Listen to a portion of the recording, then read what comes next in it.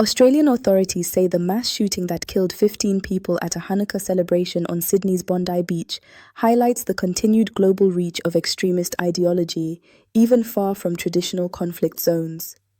At a news conference on Tuesday, police and political leaders said the attack was inspired by the so-called Islamic State group. Early indications point to a terrorist attack inspired by Islamic State, allegedly committed by a father and son. There is no evidence to suggest other individuals were involved in this attack. However, we caution that this could change given it is early in our investigation. Prime Minister Anthony Albanese said that assessment was based on evidence gathered by investigators, including Islamic State flags found in a vehicle linked to the suspects. It would appear that there is evidence that this was inspired by a terrorist organisation, by ISIS.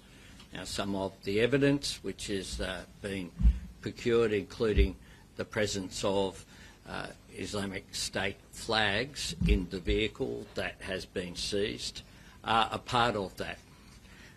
Radical perversion of Islam is absolutely a problem. It is something that has been identified globally as a problem as well. ISIS is created by an evil ideology that has been called out not just by the Australian government but globally as well. The older man, named as Sajid Akram, was shot dead at the scene while his son is being treated in hospital. Authorities say the case raises questions about how extremist views can take hold within families, often without immediate detection. 25 people remain in hospital following Sunday's attack. 10 are in critical condition, including 3 children. Those killed ranged in age from 10 to 87, underlining the indiscriminate nature of the violence. Among the injured is Ahmed Al-Ahmed, who was filmed tackling and disarming one of the attackers, a moment that has drawn widespread attention and highlighted how civilians were forced to intervene before security arrived.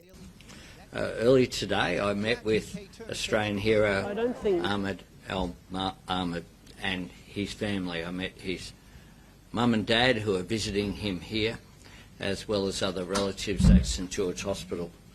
I thanked him for the lives that he helped to save, and I wished him all the very best with his surgery that he will undertake tomorrow. The attack has reignited debate in Australia about domestic security, online radicalisation, and the protection of religious communities, concerns increasingly shared by countries far beyond the Middle East.